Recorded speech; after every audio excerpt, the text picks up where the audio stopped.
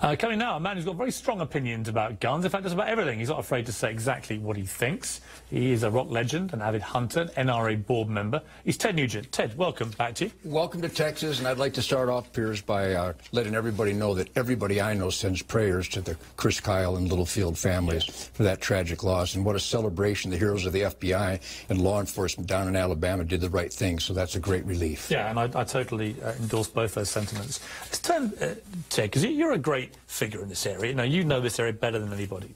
I've really enjoyed coming to Texas. They're lovely people. Let me see that machine gun smile. You got a machine gun smile? No, but here's the truth about it. It was an exciting experience. There's no question. And you can't give me a smile? Wasn't that fun? No, but firing weapons like that, they're incredibly powerful. I've never really done it before.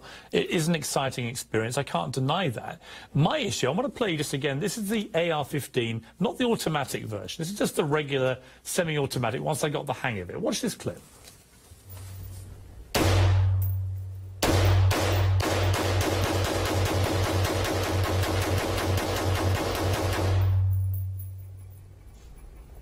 Wow. See, here's the thing. This is the weapon that was used at Aurora in the movie theatre, and it was used at Sandy Hook in the elementary school, and it's been used in the last 5 mass shootings. And I can see why. It was very light. It was easy to use. I had very little training before, maybe a minute's worth of training.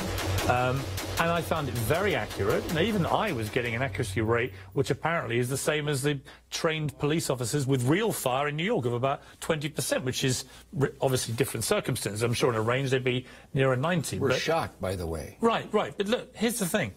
I don't understand, and I want you to tell me, in the least inflammatory way possible, why outside of hog hunting, which I get is a problem in Texas, anybody needs one of those? And if the answer isn't very convincing, why the least we couldn't do to those poor families who lost people to that weapon is not just remove those from the equation? Well, a number of things. First of all, I've been monitoring your gun debates. Go ahead and take it to the bank. You will never understand. I really don't believe you'll ever grasp. When I understand. You don't understand that it's a simple, inanimate tool that tens of millions of American families own, that have never caused a problem, never had an accident, and will never commit a crime. You have these aberrations that are such a minute percentage. So my prayers are as strong as any. Americans a year get hit by gunfire, Ted. It's not a minor aberration. Let me stop you there, because I've been hearing you say this, and you are so full of crap. Listen to me. That statistic includes bad guys shot by cops and intruders shot by homeowners. So that figure is bogus. So you got to, if you're but it's an accurate figure, 100,000. No, it's not. It's not an accurate figure. 100,000 Americans get hit by gunfire a year. Those include bad guys getting shot by cops. 18,000 of those kill themselves with guns.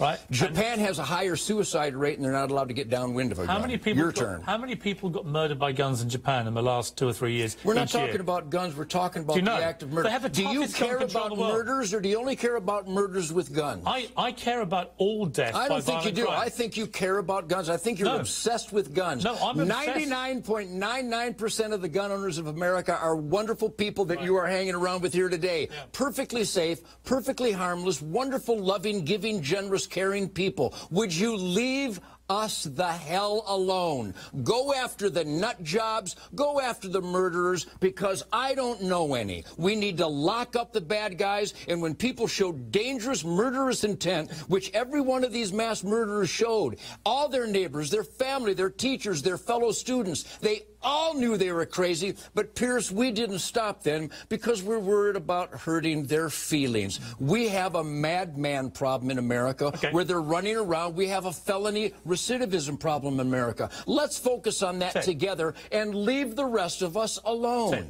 I won't leave you alone, because it's a debate that has to be had in America. And we appreciate that, because you're the perfect poster boy to stand up for the things that make no sense at all to common sense people. Well, this poster boy will take a break, and when we come back after the break, I want to know from you which of President Obama's 35 ideas for curbing gun violence in America you would support.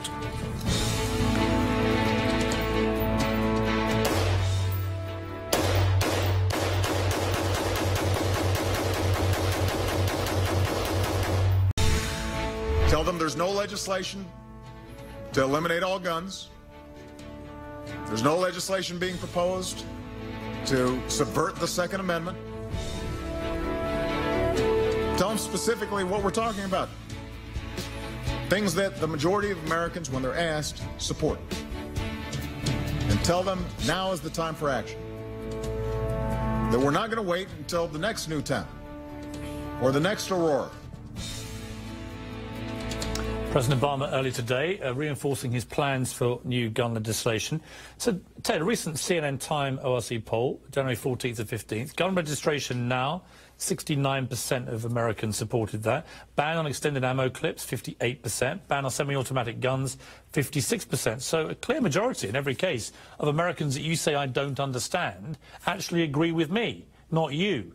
What is your response to what the president is trying to do? Which of his proposals do you agree with?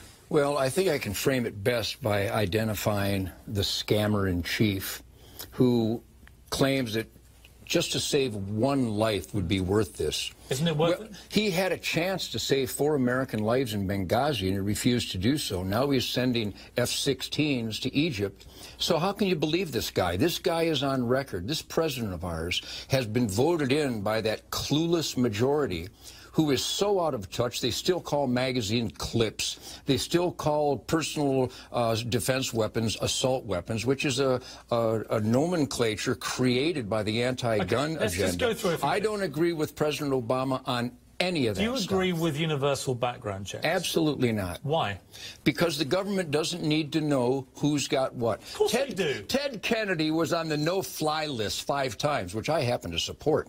But that's a bureaucracy gone mad. You can't trust these guys. I was turned down purchasing firearms a number of times, and I own Class 3 weapons, and I own hundreds and hundreds of guns. I've had a concealed weapons permit for 40 years. I've got sheriff credentials, and the instant check turned me down a number of times. It showed some felony. But here's what's happened to it. You heard the owner of this store earlier in the show say he's selling 4 times as many guns and 4 times as much ammo to me since Sandy Hook. Maybe to you, maybe to Alex Jones, who was here earlier, which is fine. I find it an incredibly disturbing reaction to the massacre of 20 young children. That's not a reaction to Sandy Hook. But here's my question for Piers. you. Here's the question.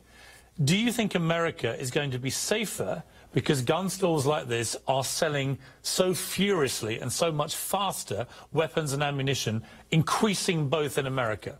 Absolutely. An armed society is a polite society. And again, I told you these statistics before, and they're not mine. They're actually Scotland Yard supported. They're UN supported. They're FBI uniform crime statistics reported. That where there are more citizens with more firepower, particularly on their person loaded, concealed weapons permit, do you know the 2 countries? There is a dramatic reduction in violent crime. I saw you say this. So here's the question for you. Do you know the 2 countries which have the highest per capita rate of firearms per civilian? America and Switzerland, I believe. No. Do you know what the second one is after America? The Yemen.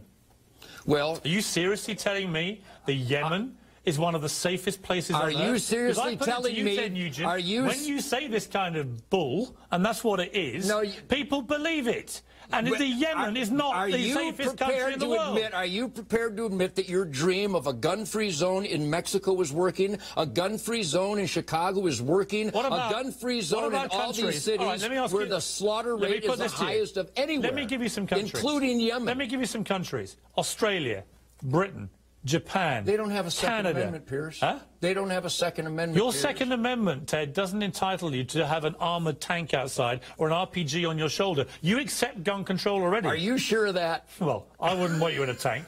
But there are already over 50 gun control measures in this country. We're not talking about bringing in gun control. We're talking about extending it to cover the preferred weapon of mass shooters. And those gun control measures are violated by all these perpetrators every time. What makes you think that the 51st law is going to stop this kind of slaughter? And I'm here to tell you it will not. Ted, I believe an armed society is a polite society. The mood is changing, Ted, and something has to change. But I respect your opinion. I respect you coming down to talk to me. Thank you. I get you. Ted Nugent, and we'll be back.